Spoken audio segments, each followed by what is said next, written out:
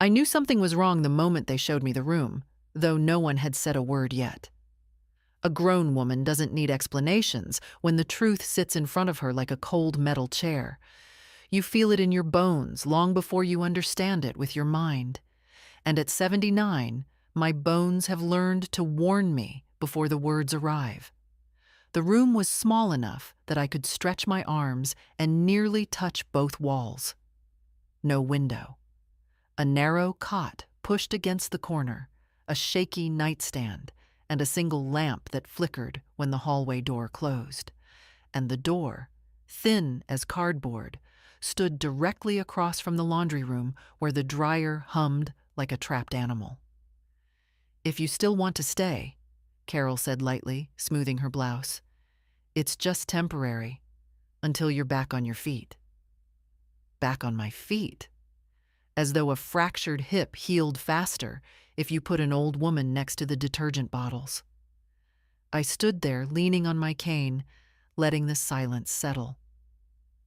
Daniel hovered behind her, my son, my only child, pretending to adjust the thermostat, as if that could distract me from the fact that he couldn't look me in the eye. He'd told me just days earlier, "Of course you'll stay with us, Mom. Your family." But family isn't offered windowless storage closets. Family isn't placed by the washer where the heat suffocates at night. I knew better than to complain. I've worked in hospitals more than 40 years. I know when someone does something out of duty and when they do it out of heart. This was duty, thin, fragile, and already cracking. "I'll manage," I said quietly, setting my small overnight bag on the cot. The metal frame groaned under the weight, as if disagreeing. Carol smiled in that quick, polite way she always has. "We'll let you rest. Dinner is at 6. If you're too tired, I can bring you a plate." She paused. "Just maybe keep the door closed? The laundry steam can spread." She didn't need to explain what steam meant. I'd heard her the day before when she thought I was out of earshot. Old people have that smell. It sticks to fabrics. When they left, I exhaled slowly, the way I used to after long night shifts, quietly, so no one thinks you're breaking. The air was stale. There was no ventilation, only the faint scent of bleach from the laundry room and something metallic from the thin bed frame. I sat carefully, feeling the mattress dip unevenly beneath me. And in that moment, I remembered the house I'd left behind 3 weeks ago. The one Daniel said was too big for someone your age. My own sunlit bedroom. The peach curtains I chose with my husband 45 years ago. The garden view. Everything familiar, warm, mine. Now replaced by a cot and a humming dryer. I closed my eyes, feeling the ache rise. Not in my hip, but in that place just under the ribs where disappointment nests. I'd hoped, foolishly, that staying with my son would mean comfort. Conversation. Maybe a shared breakfast in the mornings. Instead, I felt like a guest who had overstayed before she even arrived. The first knock came only 10 minutes later. Quick. Sharp. "Mom?" Daniel's voice. Hesitant. "Just checking. Everything all right in here?" In here. As though I were in quarantine. "It's fine," I answered, looking at the blank wall in front of me. "I'll manage." He lingered in the hallway. I could hear his shoes shift, the way he used to when he wanted to confess to something but didn't dare. At 8 years old, it was about the neighbor's broken window. At 17, a failed exam. Now, at 51, I wondered if the guilt tasted any different.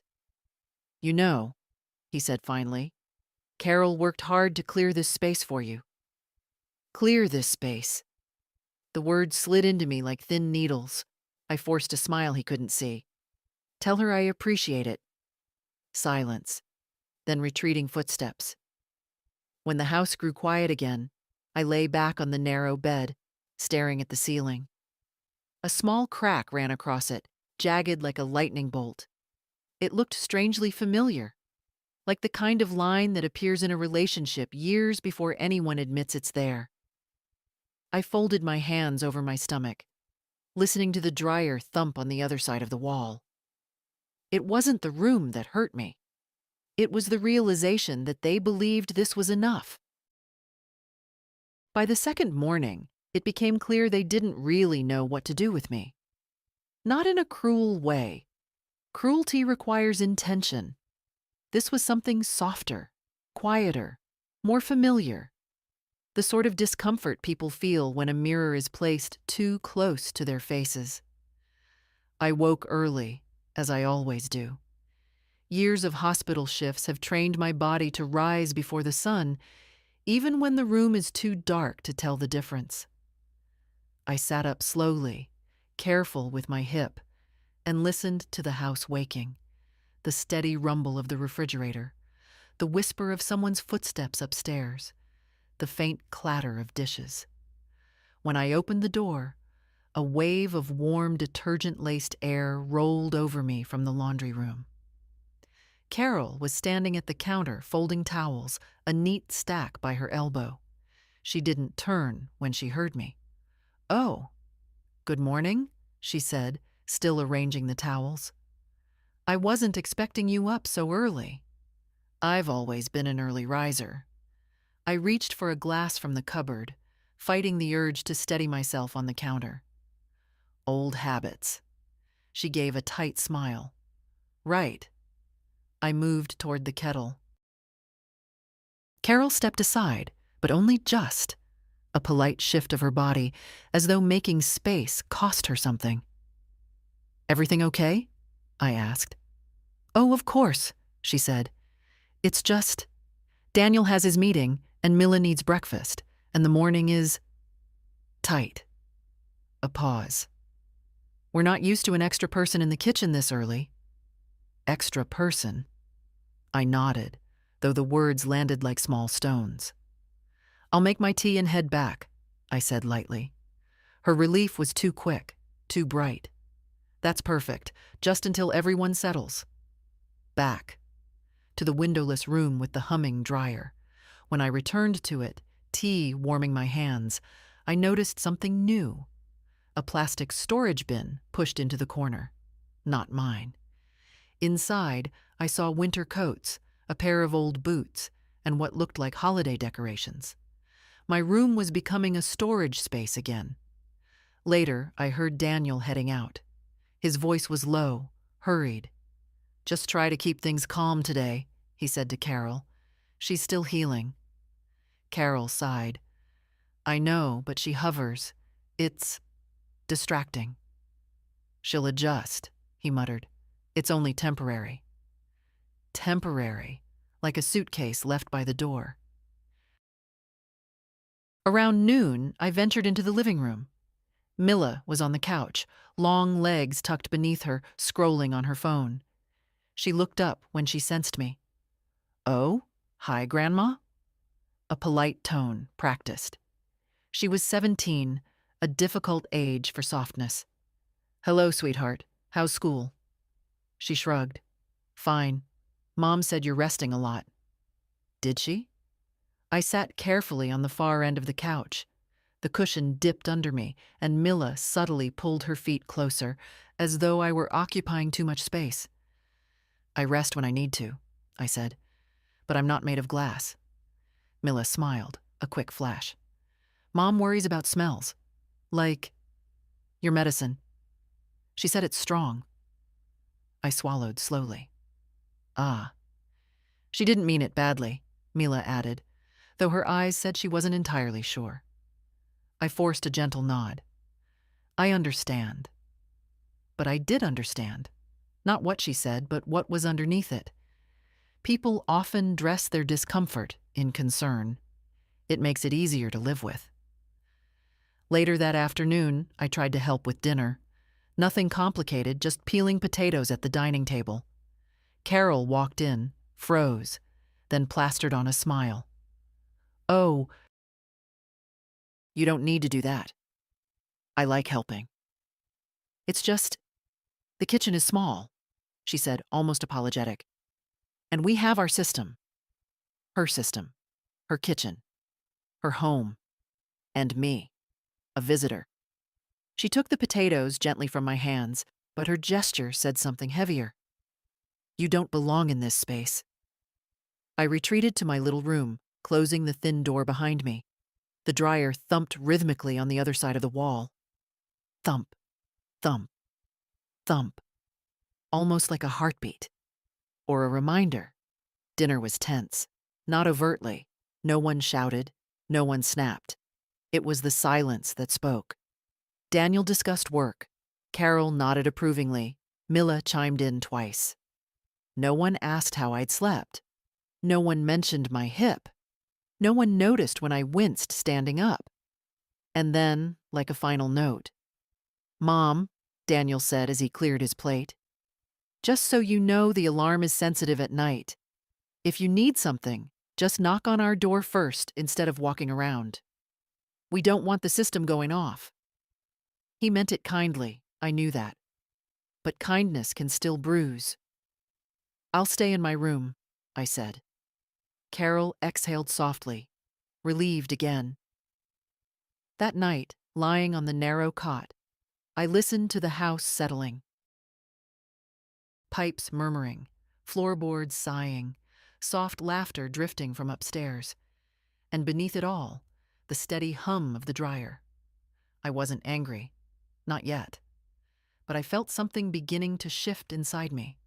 Quiet, steady, unmistakable. A woman can tolerate being an inconvenience, but she can't tolerate being invisible.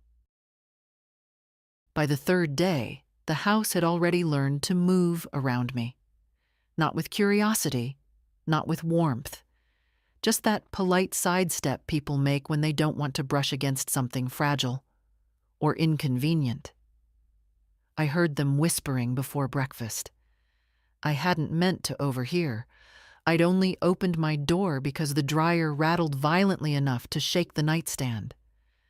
Just be patient, Daniel murmured. I am patient, Carol whispered back, her voice thin as paper. But she's everywhere. Yesterday she stood in the hallway for 10 minutes, doing nothing, just standing. She's recovering. Give her space. I'm giving her space, Carol hissed, but she keeps drifting into ours. Drifting. A ghost, apparently. I stepped back into my little room before they could see me, the door clicking softly behind me. My hands trembled, but only for a moment. Old age comes with a strange sort of dignity. You learn to let your face remain calm even when your heart does not. Later, when I finally emerged, they were already at the table. 3 plates, not 4. Oh, Carol said when she saw me. I didn't know you'd want to eat now. We assumed you'd still be resting. Resting? As though 79 were synonymous with uselessness. I don't mind fixing something for myself, I said. Carol smiled, a stretch, not a curve. That would be best. The stove is tricky. We'd rather you not strain yourself. But what she really meant was, you're in the way. Please don't cook in my kitchen. So I made a cup of tea. Slowly. Carefully.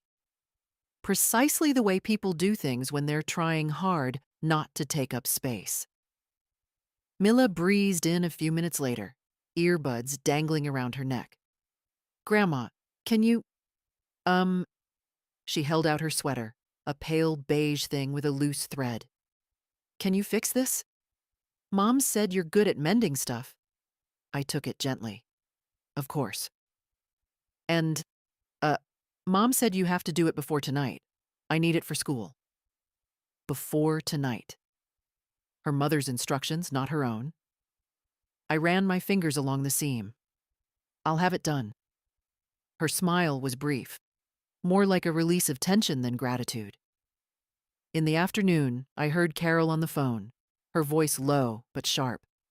No, she's fine, just adjusting. She needs supervision. Well, yes, technically she doesn't, but Daniel insists. Supervision, as though I were a toddler with dangerous curiosity. I busied myself by folding laundry, not because I was asked, but because it gave my hands something to do. When Carol saw me carrying a basket of clean clothes, she blinked in startled annoyance. Oh, you don't need to do that. Really, we have a routine. Routine, another word for please disappear. I don't mind, I said. Yes, but it's just, we prefer things folded a certain way. She took the basket from my arms with careful fingers, as if it contained something breakable. Maybe it did. Maybe it was me. That evening, the smallest thing finally pierced through whatever patience I still held. I'd set my mug on the dining table, a plain porcelain cup, white with a fading blue rim. It was my husband's. I'd brought it with me because some things anchor you when everything else shifts. Carol noticed it while wiping the table. Oh, she said brightly, we should probably keep personal items in your room, just so the space stays uncluttered. Uncluttered. A pretty word for your things don't belong here. She placed the mug in my hands, as though returning something I'd borrowed without permission. Of course, I whispered. After dinner, I stayed in the living room a little longer than usual, watching the evening news. My hip ached, but I didn't want to go back to the humming dark. The couch felt familiar, like a memory of home. 20 minutes passed before Carol appeared in the doorway. Oh, are you not going to your room? Daniel and I were planning to watch a show. Her smile was warm, but her eyes were already nudging me down the hall. I rose slowly. I didn't mean to interrupt. You're not interrupting, she said instantly. We like to unwind privately. Long day, you know. Yes, long day. I took my mug, my unwelcome mug, and walked down the hallway. When I closed the door behind me, the dryer thumped on the other side like a dull heartbeat. For a few minutes, I sat on the edge of the cot, listening. The murmured TV, Carol's laughter, Daniel's low voice, a family settling into their evening. Without me. But the worst part wasn't the exclusion. It was the realization blooming slowly in my chest. They weren't even being cruel. No, they simply didn't see me anymore. And the invisibility, the quiet, polite kind, is far more painful than anger. By the fourth day, the house seemed to shrink a little more around me. Not physically, walls don't move, but in the way people's patience tightens when they think no one is watching. You feel it like a draft across the back of your neck, something shifting, something closing. It started with the closet. I'd noticed the day before that the sliding door in my little room didn't open all the way. I had blamed the frame, the carpentry, my hip, anything but intention. But that morning, when I finally tugged hard enough to pull it open, I saw a half-filled cardboard box wedged inside. Carol's handwriting on the side. Winter scarves, candles, miss. My clothes, neatly hung the first night, had been pushed to the far right, squeezed tightly as if apologizing for existing. I stood there for a moment, the kind of stillness that comes before either laughter or tears. In my case, neither came. Only a slow, steady understanding. They were making space for their things, and unmaking space for me. Around noon, I heard voices in the hallway.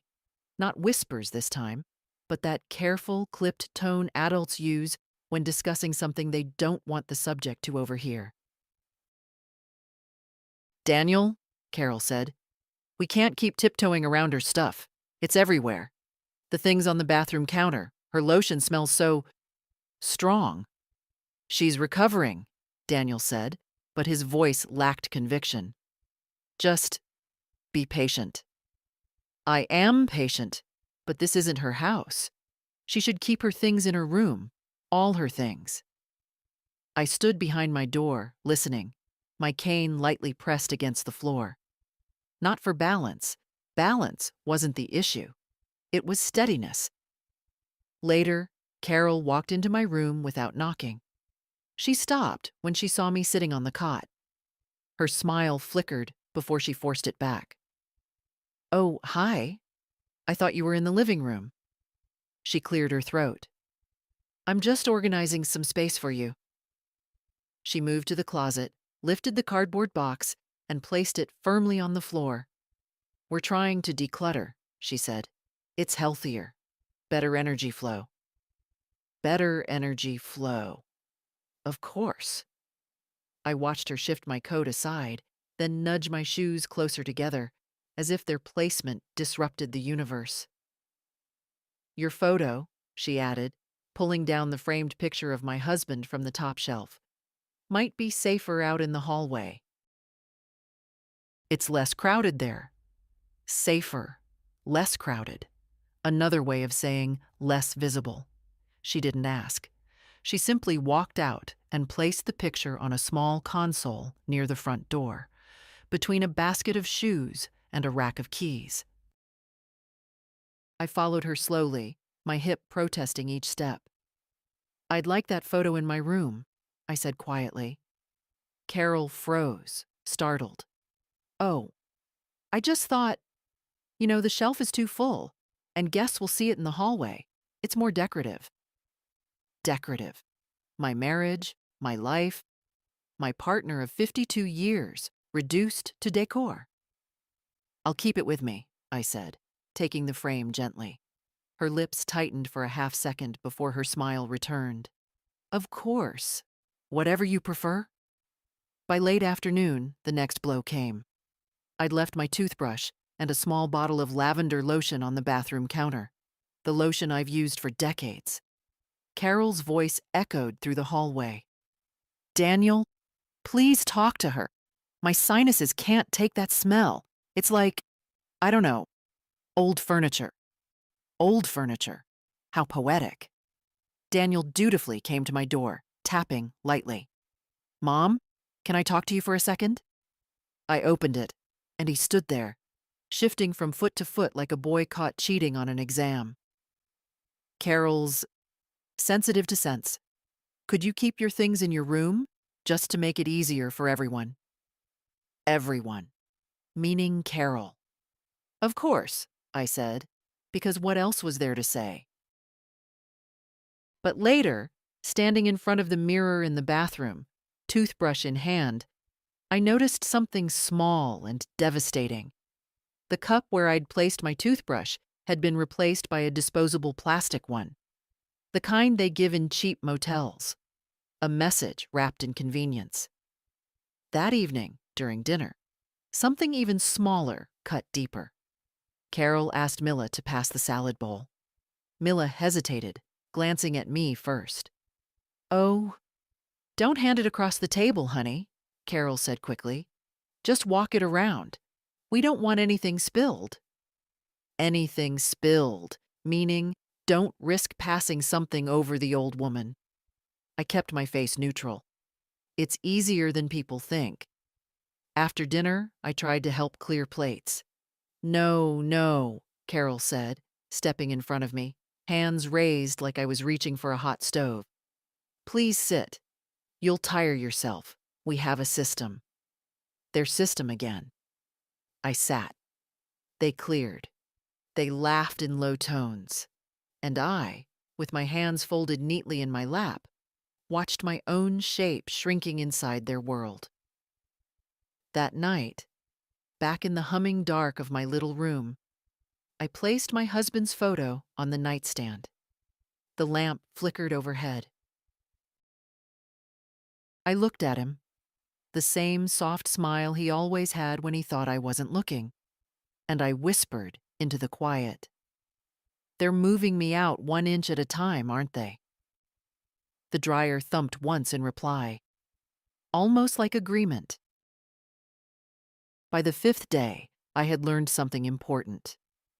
When people want something from you, they begin by acting as if they're worried for your well-being. Concern is a soft door, easy to enter through, hard to push closed once it's open. It started in the late morning. Daniel had taken the day off work, though he never explicitly said why. He wandered through the house, restless, pausing at my doorway like he wanted to speak but didn't know how to begin. "Mom," he finally said, leaning into the frame, "mind if I come in?" I gestured to the only chair, a folding one Carol had placed there after taking away my old bedside stool because the legs were uneven. Daniel sat down awkwardly, as though he wasn't sure the chair would hold him. "We should talk about things," he began. Things. Always such a convenient word. "You know you're getting older," he said, clasping his hands between his knees. "And we just want to be sure you're prepared." "Prepared for what?" I asked softly. "For the future. Emergencies. That kind of stuff." There it was. Not directly, not crudely, but unmistakably circling the point like a vulture, waiting for a clean landing. Carol appeared in the doorway, wiping her hands on a dish towel, her face arranged into gentle sympathy. "We just want to help, Margaret," she said. "You've always managed everything alone, but it's time we take care of you. And to do that, we need to be included in certain decisions." She leaned on the word with care, stretching it just enough to sound benign. "What decisions?" I asked. "Oh, nothing urgent," she said quickly. "Just paperwork, insurance, your medical directives. Those things can get complicated at your age." At your age, a phrase that felt like a hand pushing me down a staircase. Daniel nodded. "Exactly. We were thinking, maybe you could add one of us to your insurance policy. You know, just in case. Or," Carol added, "let Daniel be the secondary beneficiary, so if anything happens, God forbid, you're protected, and the policy goes somewhere safe." Somewhere safe. Meaning, them. I breathed slowly, deliberately. The way I used to when a doctor asked me to deliver difficult news to a family. Calm face, steady tone, even if something inside me shifted like a cracking plate. "We just don't want you to worry," Daniel said. "If anything happened to you while you were living alone." Carol stepped closer. "And that house of yours, well, it's too much for you, isn't it? So many stairs. So much maintenance. We could manage everything if we knew the documents were in order."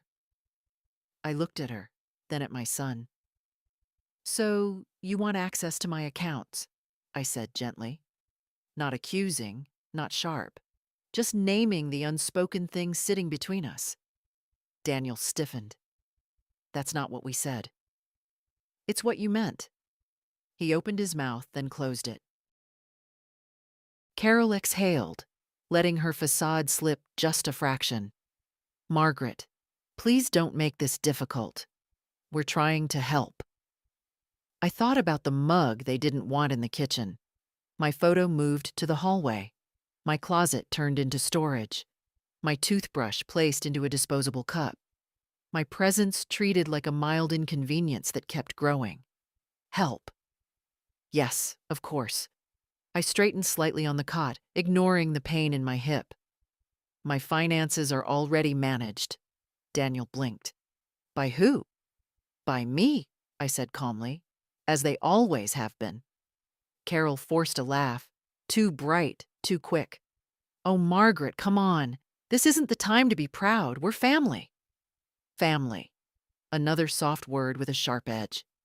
She stepped forward again, lowering her voice as if coaxing a confused child.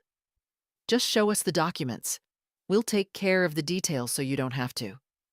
"No," I said. Not defensively, not dramatically, just firmly. A clean, steady sound. They both froze. "Mom," Daniel said quietly, "we're trying to protect you." "I don't need protection," I replied. "I need respect." Carol's cheeks flushed a quick, startled pink. "We are respecting you."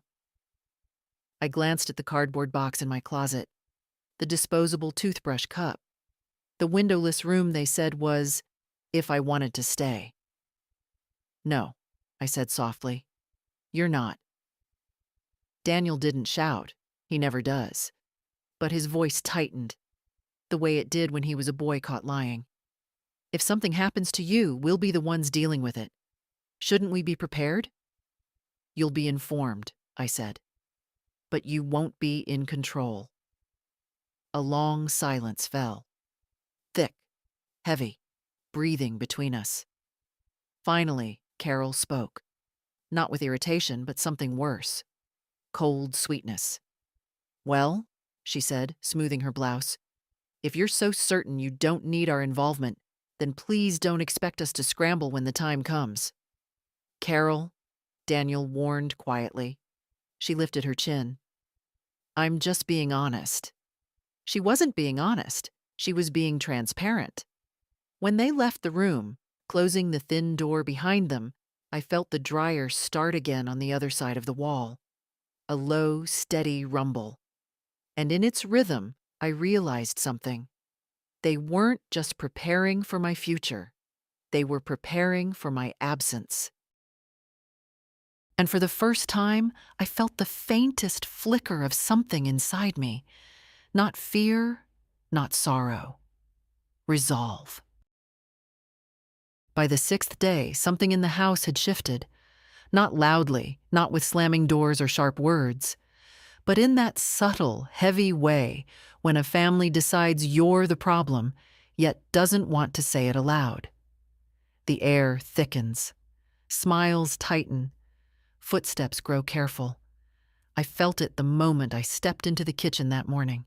Carol was by the stove, stirring oatmeal. Daniel sat at the table with his laptop open, typing sharply, every keystroke a small accusation. They both paused when I entered. "Oh," Carol said, too bright. "You're up early again?" "I am," I replied, taking a seat slowly. My hip had stiffened overnight. Daniel closed his laptop halfway, as if my presence disrupted his oxygen supply. "Mom, maybe you should rest a bit more. You've been moving around a lot." "I'm not made of dust," I said gently. That earned me a quick glance, half irritation, half surprise. They weren't used to my voice carrying any weight. That tends to happen when people mistake silence for weakness. Carol placed a bowl of oatmeal in front of Daniel. Nothing in front of me. I waited a moment. Then another. Finally, she turned to me with a small, apologetic gesture. "Oh, did you want some? You want—" "I wasn't sure if you were hungry in the mornings." Hungry. As though I were some stray creature whose feeding schedule was unpredictable. "Yes," I said simply. She served me a smaller portion, half of Daniel's. I didn't comment, but I noticed. We ate in a silence so tight it hummed. Then, halfway through the meal, Carol set her spoon down and sighed dramatically. "Margaret, it's just that things have been a bit tense since our conversation yesterday." "Tense?" I asked softly. "Well, yes." She tucked a stray hair behind her ear. "You seemed defensive about the paperwork and everything." "I was clear," I said. Daniel sighed through his nose. "Mom, we only want to help." "But you're not helping," I replied. "You're pushing." That landed like a dropped plate.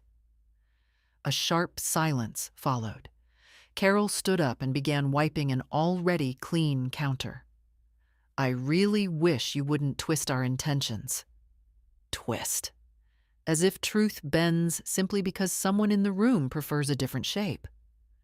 Later that afternoon, I tried again, foolishly, to bridge the growing distance. I found Julia, my daughter, in the living room when she dropped by to check in. She brought flowers, cheap ones, supermarket daisies still smelling of cellophane. Julia hugged me with one arm, already glancing toward Carol. "Hey, Mom, how's your hip?" "Better," I said. "Stiff, but better." "That's good. Carol says you've been overwhelmed." I blinked once. "Overwhelmed?" "She's worried," Julia murmured, voice lowering into that tender tone people use on children. "She said you've been misinterpreting things." Misinterpreting. Another word for inconvenient truths. "Julia," I said gently, "I'm not confused." She frowned slightly, eyes sliding away. "I didn't say you were confused." But she had. Just not out loud. She sat across from me, hands fiddling with the flowers. "Look, Mom, Carol and Daniel, they're doing their best. They've been so stressed with work and Milla's exams. Maybe you could try to meet them halfway." "Halfway to what?" "To not assuming the worst." "I haven't assumed anything," I said calmly. "I've observed." Julia sighed. "Oh, Mom, you always were so proud." Proud. How easily they use that word when a woman has a backbone. She didn't stay long. She rarely does. Her goodbyes were quick, her smile thin. "Just give them grace, okay?" she said on her way out. Grace. As if I were the one handing out small cruelties wrapped in politeness. That evening, another cut came. Small, but sharp. After dinner, I reached for my knitting bag, planning to join them in the living room. Daniel was flipping through TV channels, Carol scrolling her phone. Milla sprawled on the rug. Carol looked up, startled. "Oh, you're joining us." "If that's all right," I said. "Of course," Daniel said automatically, though his shoulders tightened. I sat quietly in the corner of the couch, knitting steady, breath steady, presence small. But a few minutes later, Carol cleared her throat loudly. "Milla, sweetheart, could you get my blanket from upstairs? It gets chilly at night." Milla rolled her eyes but went. As soon as she was gone, Carol leaned toward me with a soft, rehearsed smile. "Margaret, maybe you should rest now. You've had a long day." "I'm not tired," I said. "Oh, but you look tired." Daniel nodded. "It's been a lot lately." "A lot for whom? For them? For the space I occupied simply by being alive?" I folded my knitting calmly. "I'll go to my room then." Carol exhaled, relieved. "Good. Rest is important at your age." "Everything becomes important at my age," I said quietly. "Mom, don't start," Daniel muttered. "I didn't," I replied. "You did." I walked down the hallway slowly, my hip aching, my cane tapping against the floor.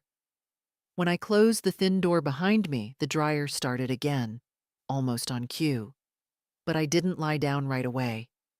Instead, I stood there in the dim light, one hand on the cold metal bed frame. Something inside me was sharpening. Not resentment, not bitterness. Clarity. Because once you understand that people are not actually misunderstanding you, you understand something far heavier. They simply don't mind hurting you. And once a woman my age sees that truth, she stops waiting for grace and starts preparing for consequences. On the 7th day, the house stopped pretending. It wasn't dramatic. Not a single raised voice, not a slammed door, not even a sharp word. Cruelty in families rarely comes wrapped in fire. It comes quietly, through neglect, impatience, and the subtle demotion of a person into a task. It began with the laundry. I heard Carol outside my door in the mid-morning, speaking to Milla in that too bright tone she uses when she feels justified. "Honey, Could you bring your grandmother's clothes downstairs? She's having trouble keeping up. I can toss hers in with ours, just to make things easier. Make things easier. For whom? The next moment, Milla tapped on my half-open door. Grandma, Mom said you want help with your laundry. I looked at the neat stack of my folded shirts, exactly as I had left them. I didn't ask for help, I said gently. Oh, well, she said you did. Milla shrugged, already gathering the shirts in her arms. I reached for them slowly, trying to spare her embarrassment. Sweetheart, I can manage. Oh. Her cheeks flushed. Okay. She set them down and hurried away, relieved to escape the tension she didn't cause. 5 minutes later, Carol appeared. Her knock was perfunctory, really just a warning before entering. Margaret, you shouldn't make Milla feel awkward. She's only trying to help. I didn't make her feel anything, I said. Carol's eyes narrowed in that small, controlled way she thinks I don't notice. Well, she came downstairs confused and upset. I'm trying to keep things smooth in this house, and you... She stopped herself. You're making it difficult. I said nothing. Silence is sometimes the only way to keep your dignity upright. She sighed loudly. Look, it would be nice if you contributed more around here. I know you're healing, but there's dusting, sweeping, little things. Ah, there it was. The shift from guest to help. What would you like me to do? I asked. Her smile returned, thin, triumphant. Just start with the floors, and maybe the downstairs bathroom. Only if you're up for it. The way one says, only if you don't mind being useful. So I cleaned. Not because she asked. I have been asked to do far harder things in my life, but because I needed to feel my own strength. To remember that my bones still carried me. Even in this narrow room they gave me if I wanted to stay. Later, as I was wiping down the bathroom counter, I heard Milla's voice drifting from the living room. Mom said Grandma doesn't like it here. There was a pause. Daniel replied, That's not what she said. Well, that's what Mom told you. Carol laughed softly. I'm just trying to keep peace in the house. She's sensitive. Everything we do upsets her. Sensitive. Me? The woman who raised 2 children through poverty and grief, sat through 1,000 hospital night shifts, and cared for a dying husband without complaint. Sensitive.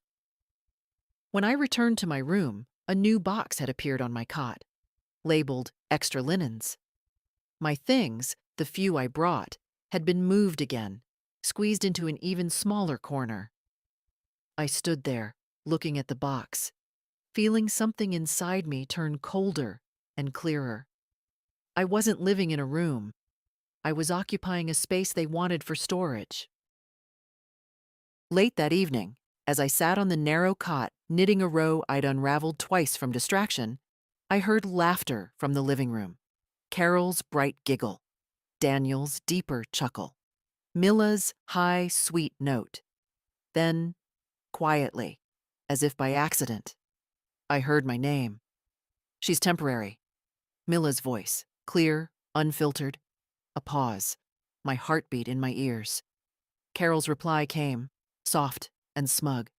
Yes, honey, only until she's back on her feet. Then she'll go home.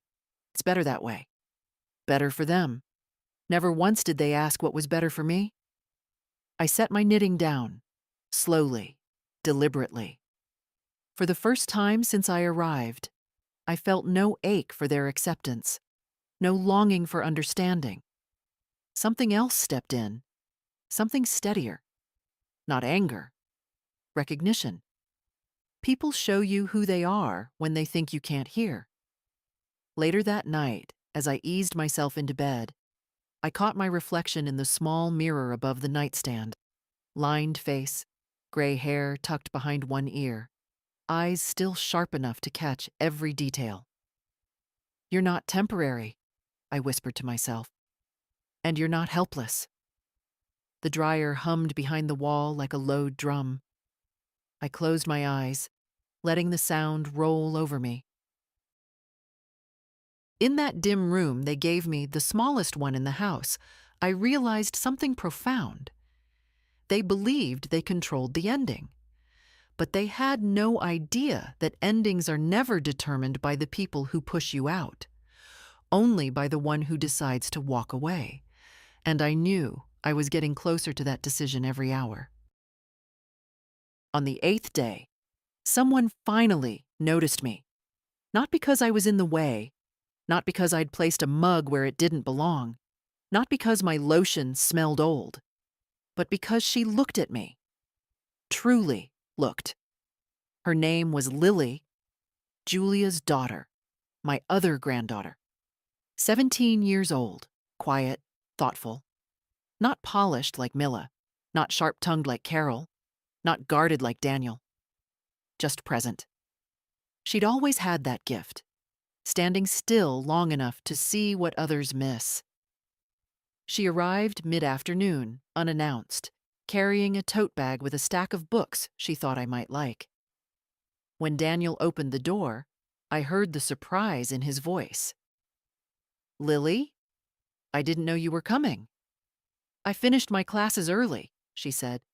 "Grandma's here, isn't she? I wanted to see her." A pause. Too long. Then Daniel said, "Of course." But the hesitation, just a breath, told its own story.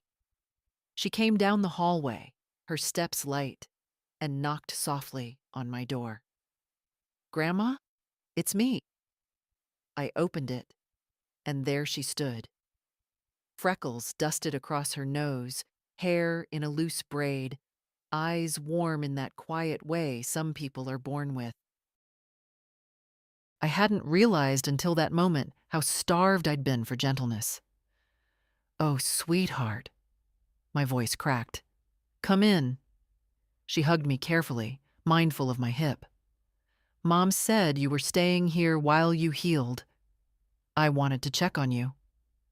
Her gaze drifted around the tiny room, the cot, the boxes of linens, the flickering lamp, the fact that I had no window, no chair except that cold folding one. She didn't say anything cruel. She didn't gasp or frown, but her silence spoke loudly. "Is this comfortable for you?" she finally asked, her voice soft. "It's manageable," I replied. "Manageable isn't comfortable." Smart girl. She sat on the cot beside me, setting down her tote bag. "You look tired." "I'm fine," I said. "You've always said that, Grandma," she murmured, "even when you weren't." I didn't know how to answer that, so I held her hand instead. After a few minutes, she reached out and gently touched a faint bruise on my upper arm. One I'd forgotten was even there. A dark, round mark the size of Daniel's fingertips, from when he'd tried to help steady me 3 days ago and gripped too hard. His intention hadn't been unkind. But intention doesn't erase marks. "Does it hurt?" she asked. "No," I lied. "What happened?" "I slipped," I said. She raised one eyebrow, her mother's expression, but softer. "Grandma." I exhaled. "Your uncle grabbed me to catch me. He didn't realize." She let the explanation sit. She didn't accuse, didn't argue. She just held the truth carefully, like a cracked egg. "They're overwhelmed," I said, trying to give my children one last defense. "And you?" she asked. "Are you overwhelmed?" No one had asked me that. Not once. "Yes," I whispered. "But I can manage." There was that word again. Manage. The word women my age use when they aren't allowed to say they're hurting. Lily leaned her head on my shoulder. "You shouldn't be in this room." "I'm only here until I'm better." She looked at me with those steady eyes. That's not why you're here. I didn't respond. Not because I disagreed, but because she had told the truth too plainly. And sometimes honesty is harder to swallow than deceit. We sat like that for a long while, in the hum of the dryer and the faint smell of detergent leaking through the wall. Then, softly, Lily said, "You know you don't have to stay where you're not wanted." My throat tightened. They want me here. No, she said gently. They want the version of you that doesn't need anything, the version that doesn't take space or time or money or care. But you, Grandma? She touched my hand. They don't see you. I closed my eyes. Because that was the truth I'd been tiptoeing around for days, and hearing it from someone younger, someone untouched by guilt or obligation, cut deeper and cleaner than anything Carol or Daniel could ever say. Finally, I asked her the question. I hadn't let myself think too loudly. What would you do, Lily? She didn't hesitate. I'd leave. Leave? The word felt dangerous in my mouth. Yes, I'd leave before they decided for me. I'd go somewhere safe, somewhere I could breathe. I let the idea sit between us, fragile, trembling, leaving. A word so simple, yet it carried the weight of years, of habits, loyalties, fears. But as she spoke, something inside me loosened, like a knot that had been tied so tightly I'd forgotten how freedom felt. You deserve more than this, she whispered. She didn't mean a bigger room. She meant dignity. When Lily stood to go, she kissed my cheek and squeezed my hand. Promise me you'll think about it. I will, I said. And for the first time, I meant it. After she left, I sat on the cot with the book she brought, untouched, listening to the house breathe around me. Daniel and Carol walked past my door later, whispering. Did you know she was coming? Carol asked. No, Daniel said. But maybe it's good Lily saw her. Maybe it'll reassure her that Mom's fine. Fine. I looked at the bruise on my arm, at the cardboard boxes, at the tiny room. They cleared for me. I wasn't fine, but I was awake. And that is the beginning of every ending worth choosing. On the 9th day, the house felt smaller than ever, as if the walls had learned from the people living inside them. They pressed in, inch by inch, the way guilt presses on a chest when no one admits the truth out loud. But inside me, something else was expanding. Not anger, not rebellion, memory, old memories, steady ones. Ones that reminded me who I had been long before I was offered the smallest room if I wanted to stay. It began with a simple ache in my hip, a deep, familiar pulse that told me rain was coming. I sat on the edge of the cot, massaging the joint with slow, practiced circles, and for the first time since I arrived, I let silence stretch long enough to hear myself think. I remembered being 35, working double shifts in the emergency department, lifting patients twice my size without complaint.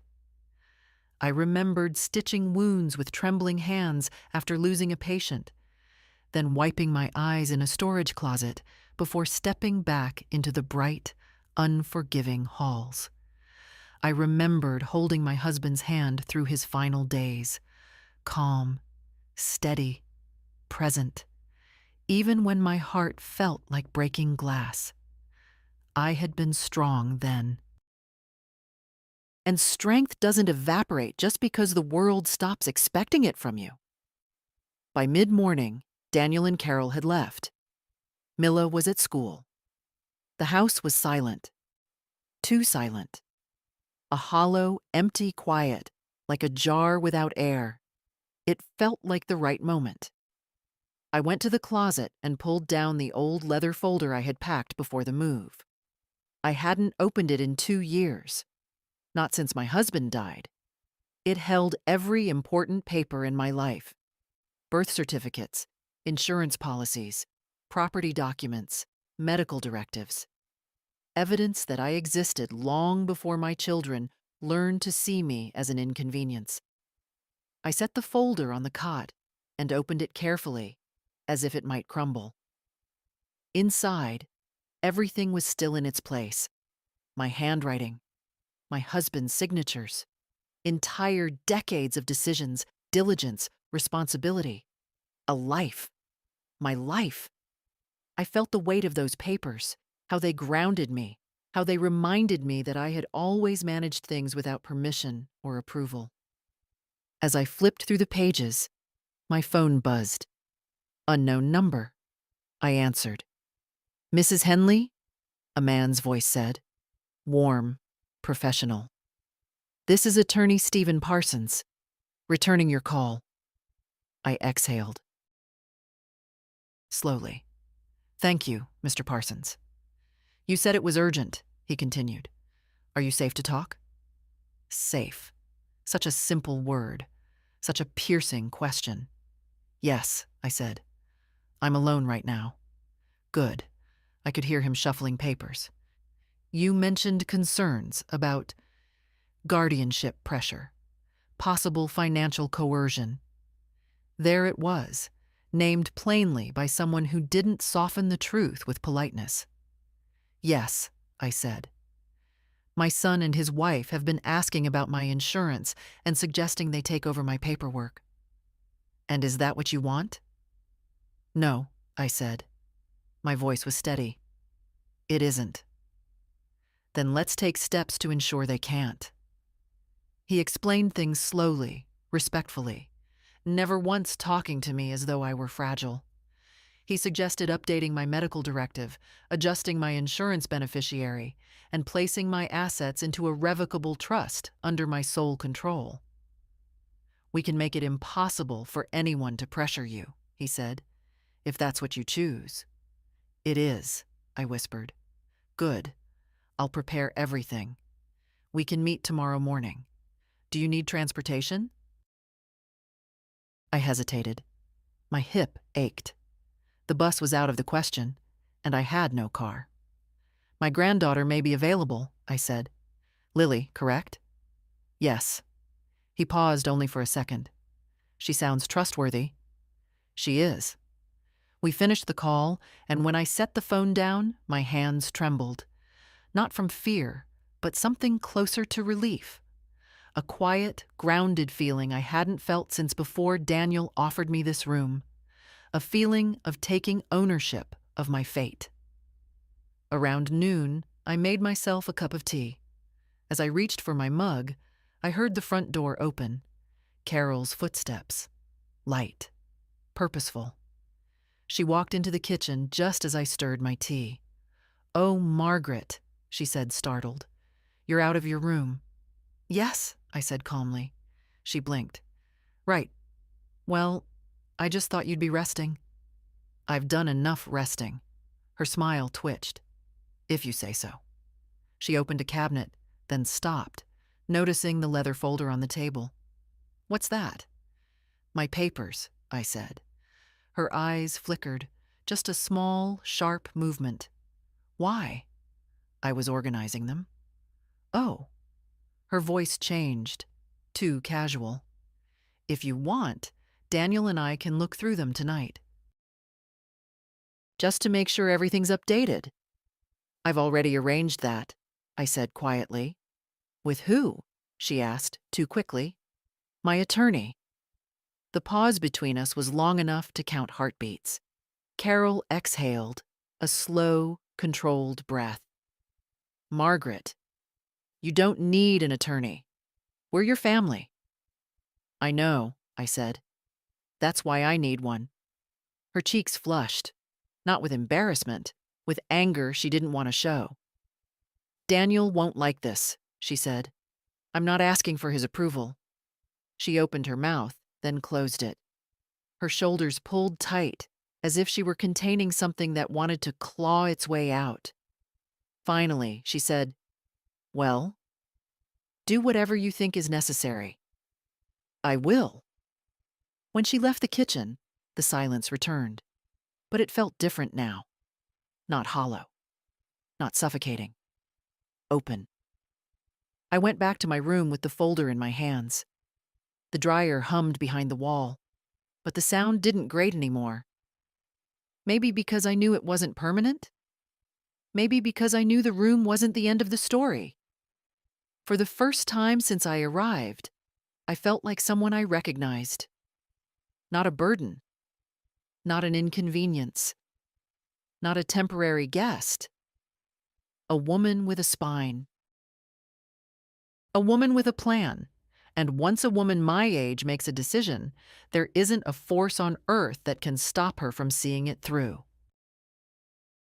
On the 10th day, the house woke before I did.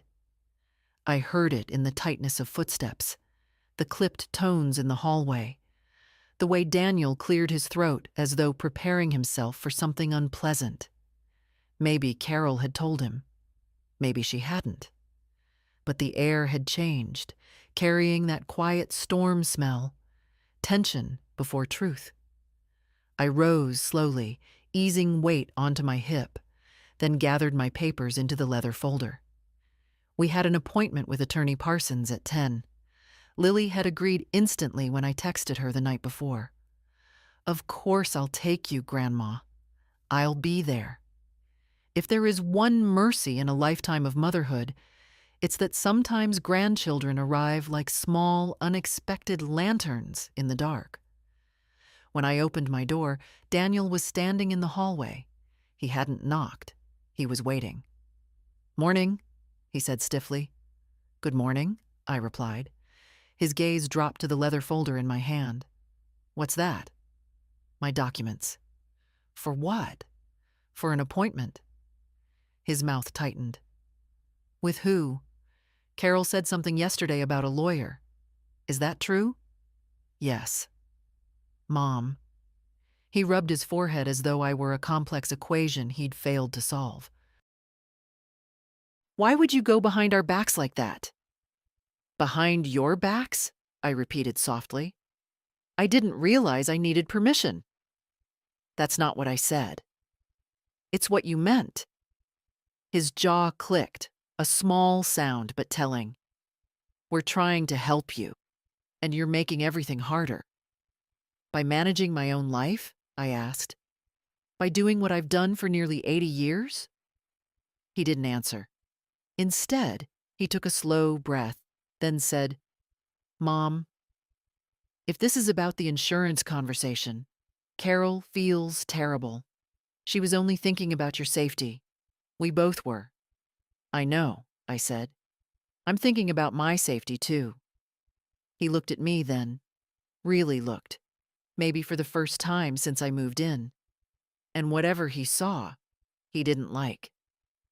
"I just don't want things to get complicated," he murmured.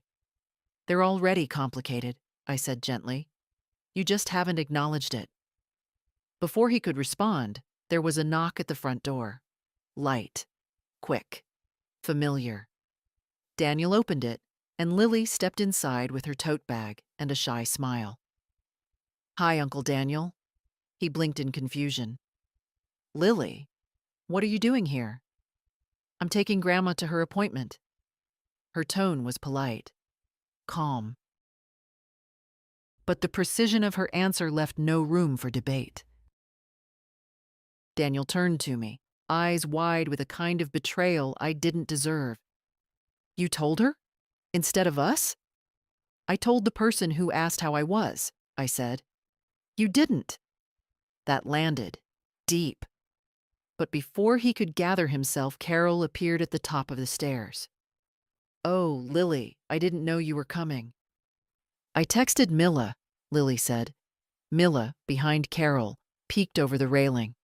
She didn't say hello. Carol descended, slow and cautious, like someone approaching a wild animal she hoped was still tame. "Margaret," she said, her smile too soft. We should talk before you go. No, I said. We shouldn't. The smile froze. I stepped toward the door. Lily took my folder gently, carrying it as if it mattered. Daniel tried one last time.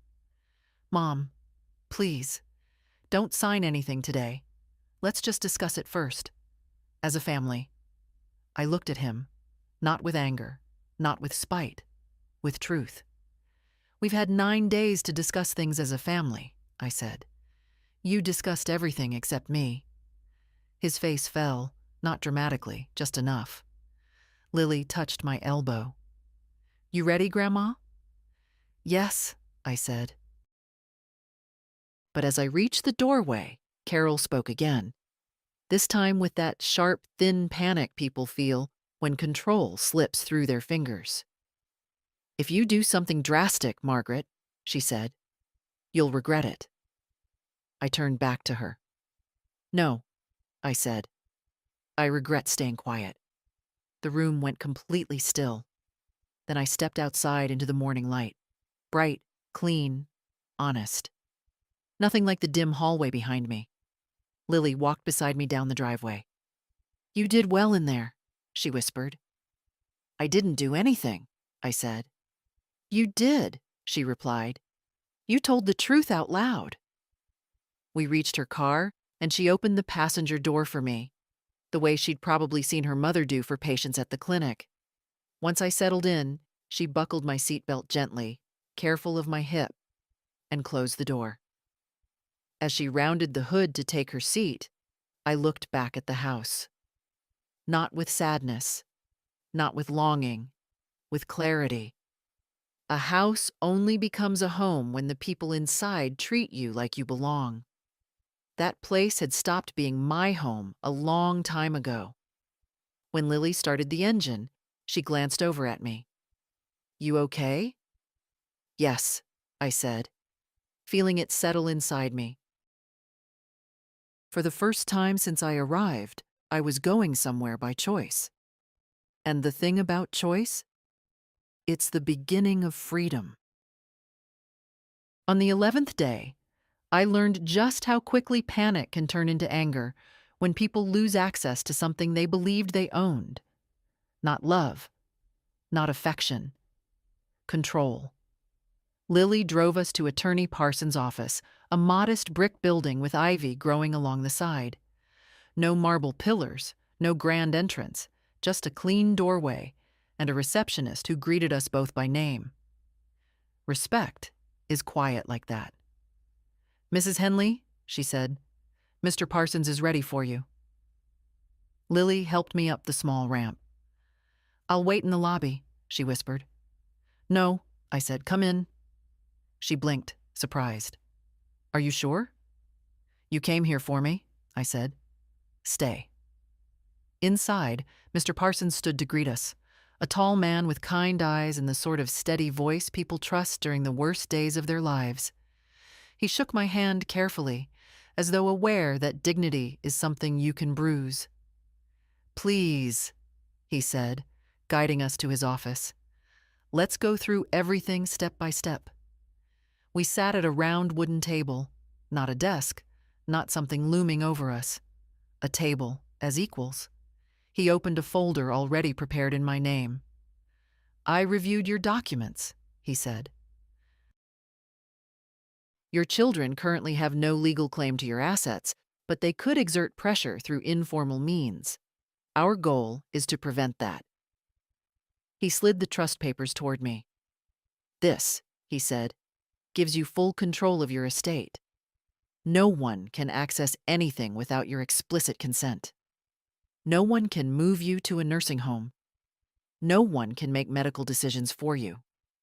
I breathed in slowly. Relief has its own flavor, like steam rising from a cup of tea after weeks of cold water. And your granddaughter Lily, he added, can be listed as secondary trustee, only if you choose. I looked at Lily. Her eyes widened, then softened. Grandma, you don't have to. I know, I said.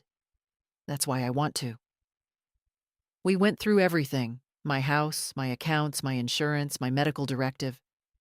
Every decision was mine alone.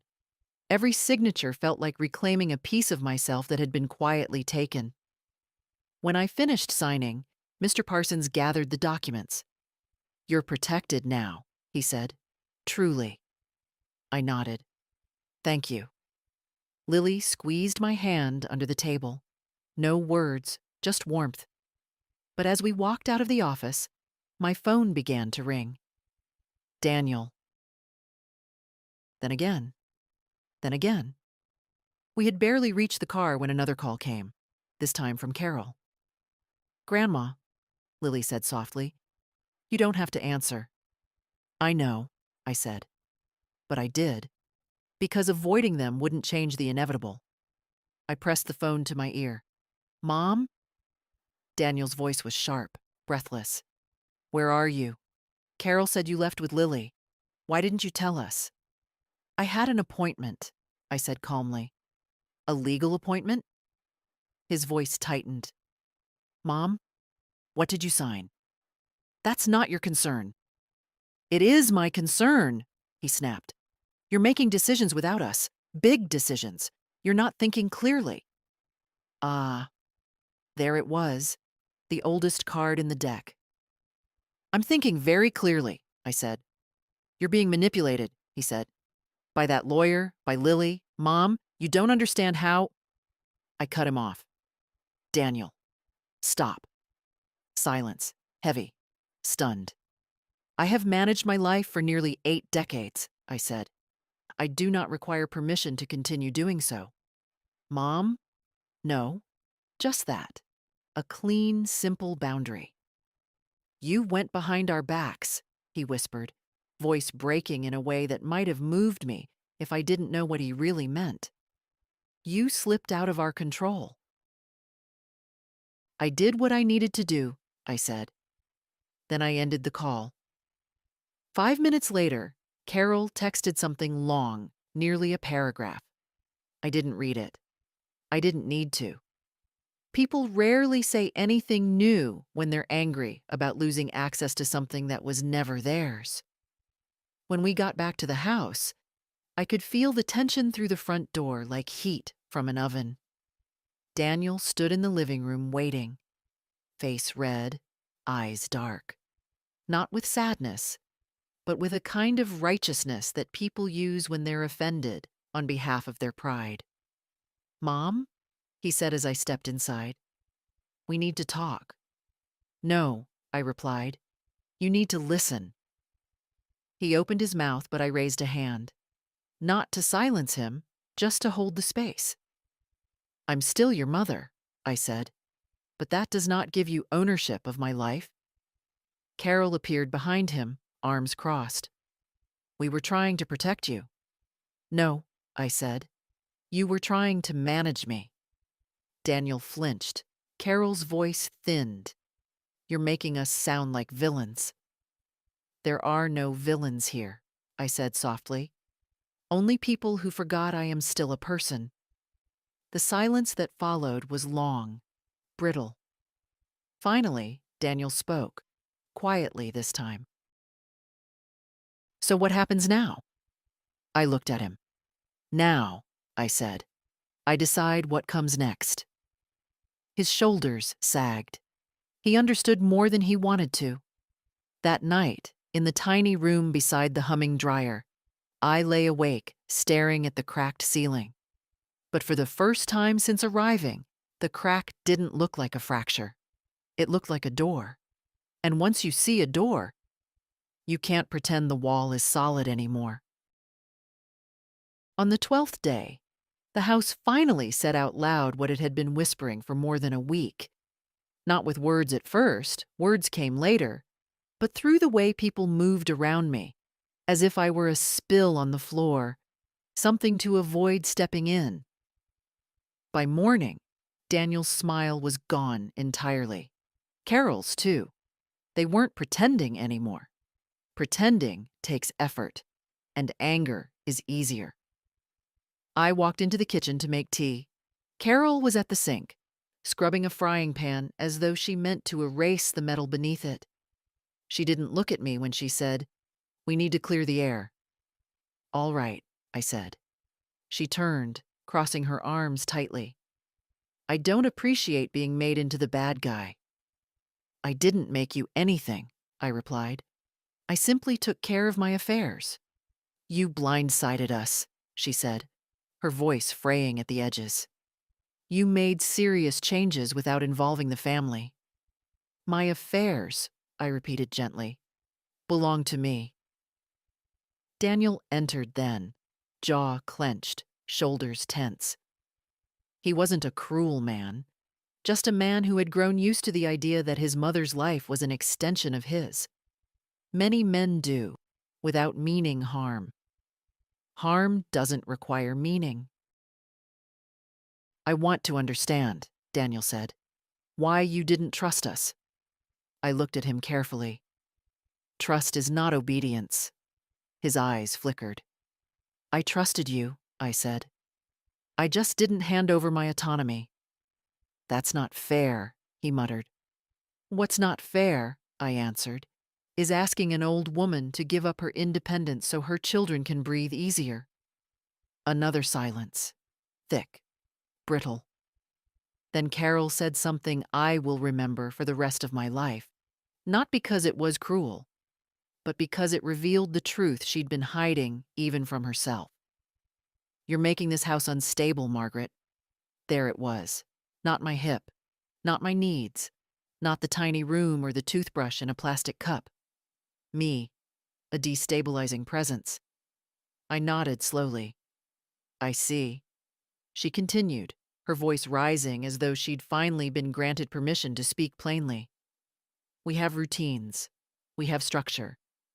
And since you came here, everything has been chaotic. You question everything we do. You make Mila uncomfortable. You judge us. You don't fit." Fit. Another small, sharp word. Daniel rubbed his forehead. "Carol." "No," she insisted. "She needs to hear it. We opened our home to her during a difficult time." And instead of gratitude, she brings drama. Drama. A woman defending herself is always dramatic in the eyes of someone who prefers her silent. I placed my hands on the back of the kitchen chair to steady myself, not my body, but my heart. "I didn't bring drama," I said quietly. "I brought boundaries." Carol scoffed. "Boundaries?" She laughed once, a brittle sound. "You're living in our home. You don't get boundaries." And there it was, naked, raw, true. Daniel murmured, "Carol, please." "No," she repeated. "I'm done tiptoeing. We have our own lives. We have responsibilities. We can't babysit an elderly woman who refuses to cooperate. If she wants independence so badly, maybe she should—" "Carol," Daniel snapped, "stop." But she didn't. She had found momentum. Maybe she should go back to her own place if she can manage so well. I stood still, completely still. Then I said, "You're right." They both stopped. "I should go," I said softly. Their faces froze, Carol triumphant, Daniel horrified. "No, Mom, that's not what she meant." "It's exactly what she meant," I said. "And she is right." Carol blinked, taken aback by how easily the victory came. "You don't belong in a place where you're seen as a burden," I added. "Especially when all you needed was kindness." Daniel stepped forward, voice cracking. "Mom, please, don't leave like this. We're just frustrated. Let's talk again tonight." "There is nothing to talk about," I said. "You made yourselves clear."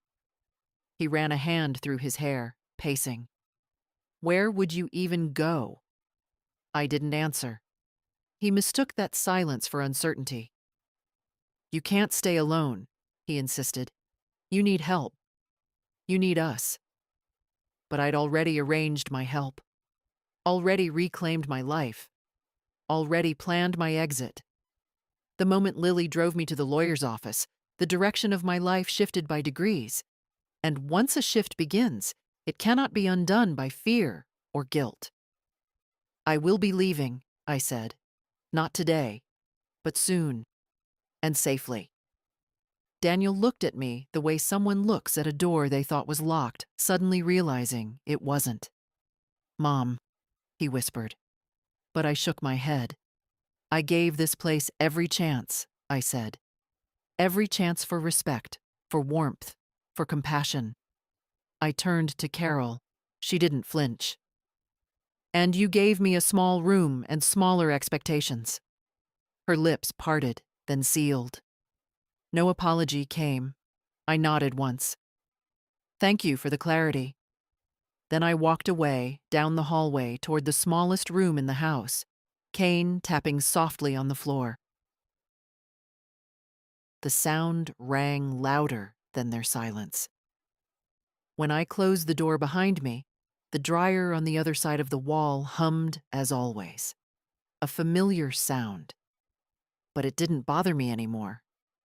Nothing that is temporary can wound you once you decide to leave it behind. I sat on the edge of the cot and folded my hands in my lap. Tomorrow, I would put the rest of my plan into motion. Tonight, I allowed myself only one thought. I was finally done asking for a place where I was never welcomed to stay.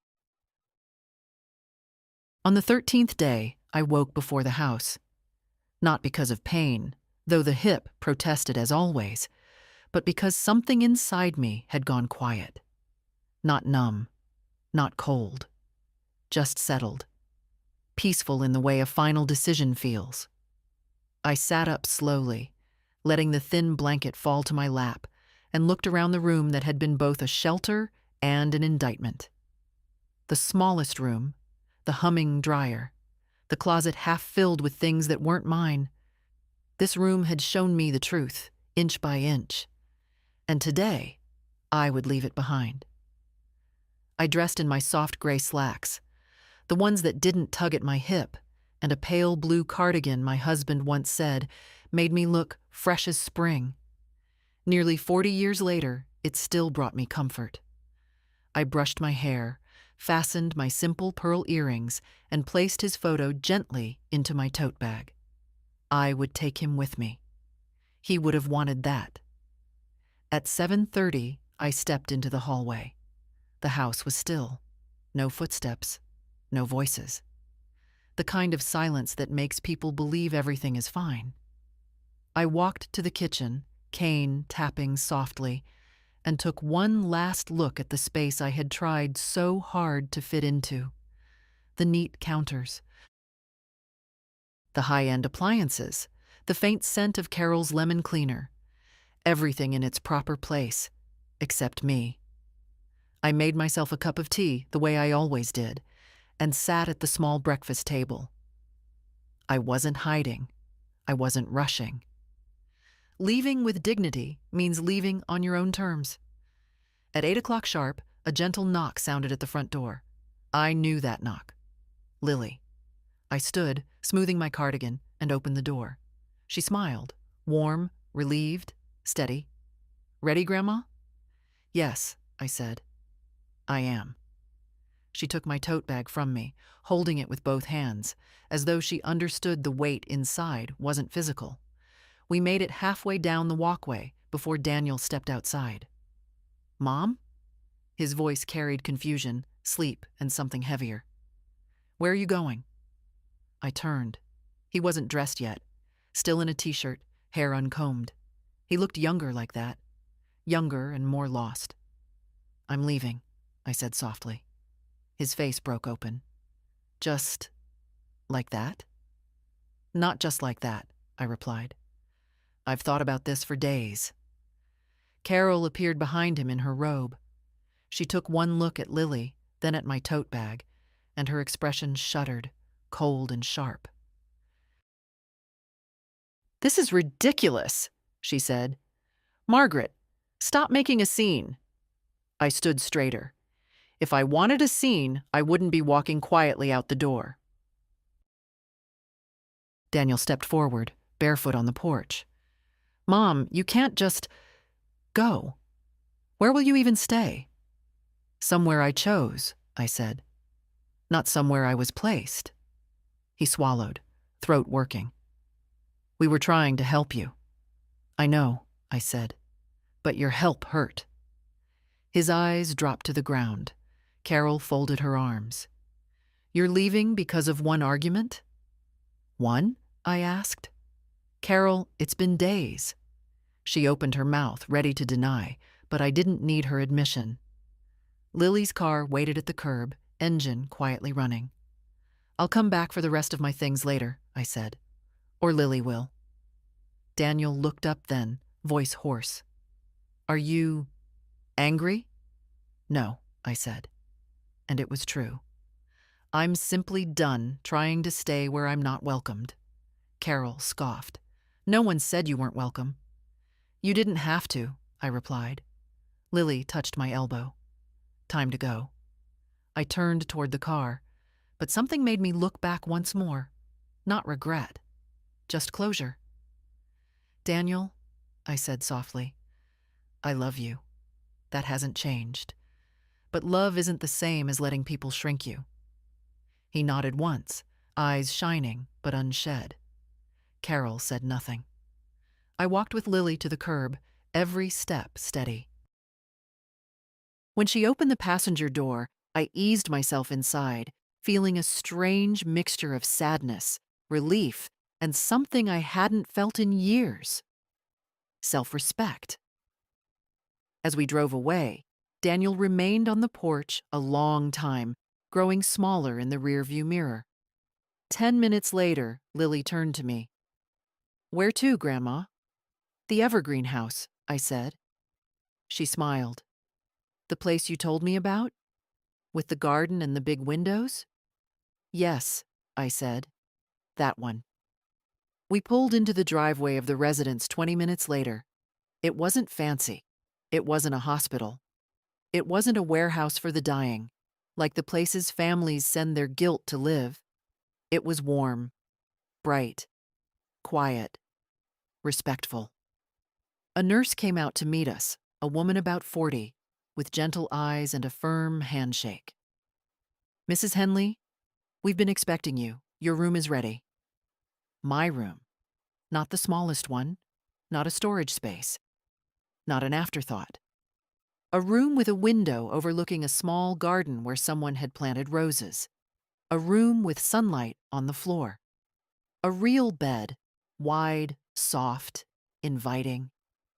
A wardrobe with space for my clothes, not cardboard boxes. I sat on the bed, letting the softness settle around my sore hip.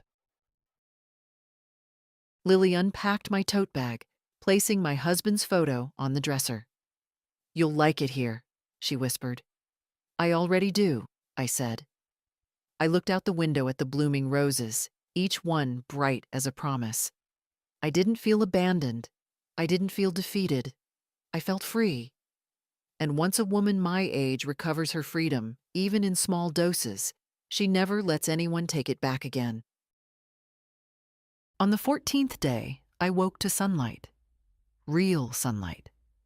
Warming my face through a broad window that overlooked a small courtyard garden. Birds were picking at crumbs near a stone bench, their little feet tapping in quick, bright rhythms. The world felt gentle, unhurried, as if someone had finally turned the volume down on life. I lay there for a moment, listening to the soft hum of morning activity beyond my door. A cart rolling down the hallway, a nurse greeting someone with a warm good morning. No raised voices, no sighs of annoyance, no footsteps avoiding me as though I were a shadow taking up space.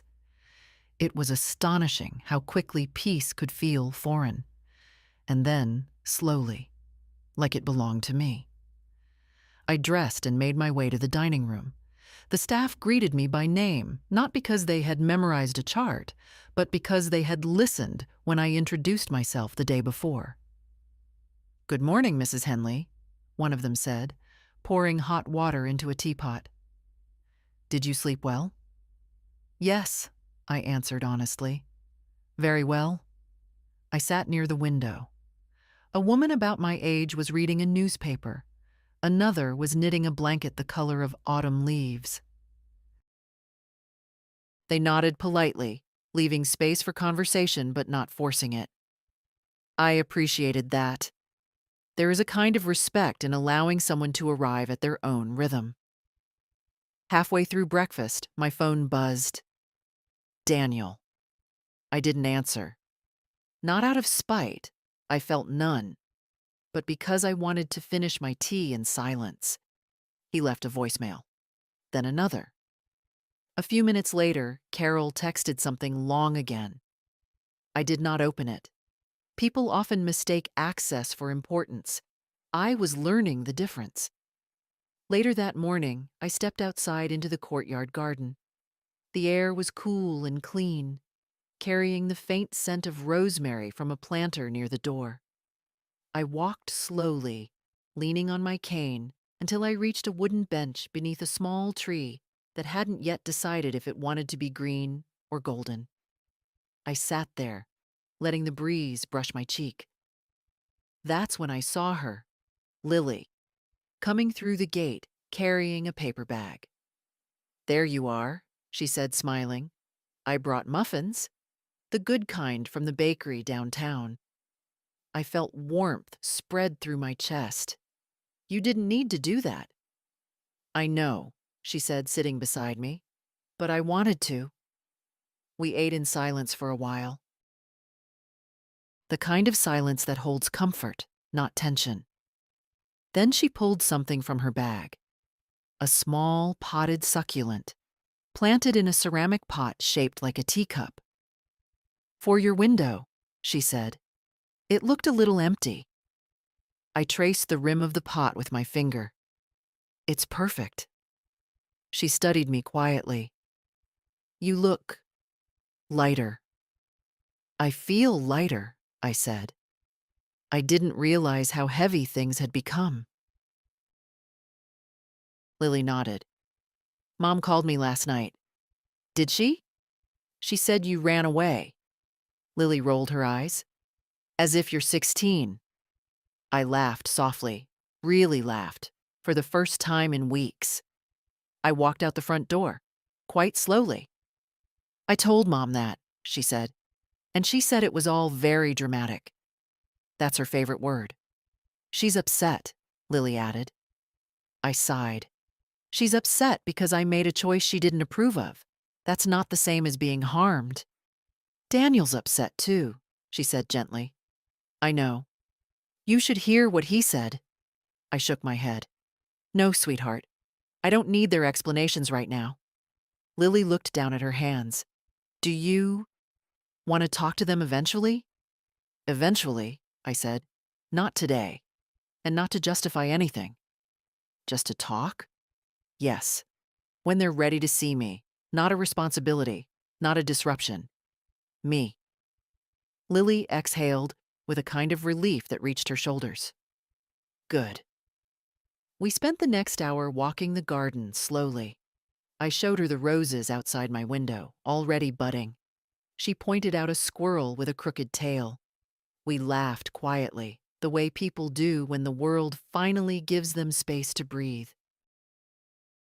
Before she left, she hugged me tight. "I'm proud of you," she whispered. I closed my eyes, feeling her warmth. "You saved me, you know." She pulled back. "No. I just reminded you that you're still allowed to choose yourself." When she drove away, I stayed on the bench a few minutes longer, letting the breeze carry away whatever sorrow still clung to me. That afternoon, I unpacked the rest of my things: my husband's photo, my books, the knitted shawl I'd made last winter. I placed the succulent on the windowsill where the sun hit it gently. For the first time in a long while, the space I lived in felt like mine. Near evening, I allowed myself to listen to Daniel's voicemails. His first message was brimming with panic, the second with guilt, the third with a tired, aching confusion. "Mom, please call me. I need to know you're okay. I don't understand why you left. Carol is upset. Mila is upset. I'm upset. Please, just tell me you're all right. I listened to them all without anger. Hurt can echo even when it's unintentional. I didn't call him back. Not yet. Not until I could speak without shrinking or defending or softening my edges to make others comfortable. Tonight was for me, for quiet, for fresh sheets and a window and a bed that didn't groan under weight it didn't welcome. Tomorrow, I would answer him. But tonight, I rested. And rest, when you've earned it the hard way, feels like reclaiming a part of yourself you thought was lost. On the 15th day, I finally understood something I should have learned years ago. Leaving is not the opposite of loving. Sometimes it is the only way to love yourself enough to stay alive inside your own life. The morning light at Evergreen House was softer than the harsh strip of hallway light I'd grown used to. It came through the window like a gentle hand resting on my shoulder, steady and warm. I lay there for a while, listening to the quiet hum of the building, the muted laughter from the dining room down the hall, the distant sound of a cart rolling past. Every sound here held purpose. None of it felt like an apology for my existence. I dressed slowly, pain present but manageable, and made my way to the garden. My succulent sat on the windowsill, reaching toward the sun in a way I understood more than anyone here could know. Growth is simple once the shade is gone. Outside, the roses were opening, bright and full, like they had been waiting for me. I sat on the bench, letting the quiet settle around me, and for the first time since leaving Daniel's house, I allowed myself to feel the full weight of everything that had happened.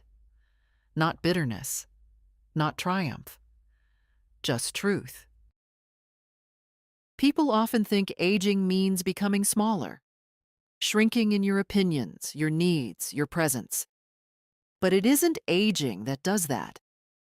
It's the way the world treats you when you start moving more slowly, when your hands don't grip as tightly, when your memory falters just enough for others to take advantage of the space. I had shrunk myself for years without noticing. I had softened my voice, lowered my expectations, made myself light enough for others to carry without strain. But the moment I walked out of that house, leaning on my cane, Lily at my side, I realized something. I was only ever small because they needed me to be. In the garden, the air smelled of earth and new leaves. A young nurse walked past, greeting me with a respectful nod before continuing on, not hovering, not patronizing, just seeing me. A person, a woman, a whole life behind her. I took a slow breath. I had been waiting to call Daniel back, waiting for the ache in my chest to settle. Today, it finally had. I took out my phone and dialed. He answered on the second ring. "Mom?" "I'm all right," I said softly.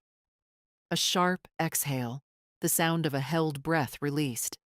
"I've been so worried. I didn't know if I'm safe." He was quiet for a long moment. Then, "Why didn't you tell me you were leaving?" "I did tell you," I said. "You just didn't want to hear it." Another silence. "I miss you," he whispered. "I miss you too," I said. "But I couldn't stay there. Not the way things were." "I know," he said. His voice cracked. "I didn't realize how much pressure Carol was putting on you. I should have done better." "You should have listened," I corrected gently. "I know," he repeated. He didn't make excuses. It was the closest thing to an apology I'd heard in years. "I'm glad you're safe," he said finally. "But do you think you'll ever come back?" "Not to that house," I said. "But you can come to me when you're ready." when it's about seeing me, not managing me. He swallowed. I'd like that. We spoke a little longer, lightly, carefully, like two people relearning each other after a long winter.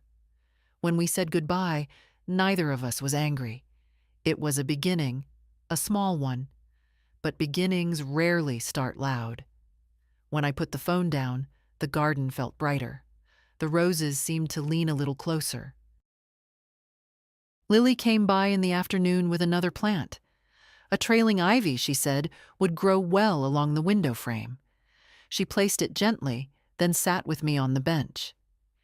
"You look peaceful," she said. "I feel peaceful," I replied. "You did the right thing, Grandma." "Yes," I said. "I did." We sat in silence for a while, the sun warm on our faces. Then Lily squeezed my hand. "What now?" she asked. "Now," I said, "I live, quietly, honestly, on my own terms." And that was the truth. I didn't need a grand victory. I didn't need a confrontation or a reckoning.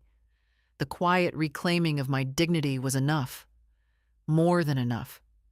Before she left, Lily hugged me tight. "I love you." "I love you too," I said.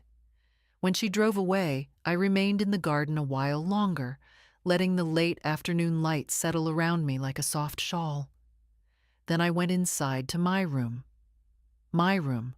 where my bed waited, uncramped and mine, and the air carried no scent of resentment. As I closed the door behind me, I spoke a truth aloud, one that had lived in my chest for far too long. No one gets to decide who I am. Not anymore. And to whoever needs to hear it, whether a woman my age or someone much younger, feeling themselves shrink, you are allowed to choose peace. You are allowed to walk away. And you are allowed to take up space in your own life.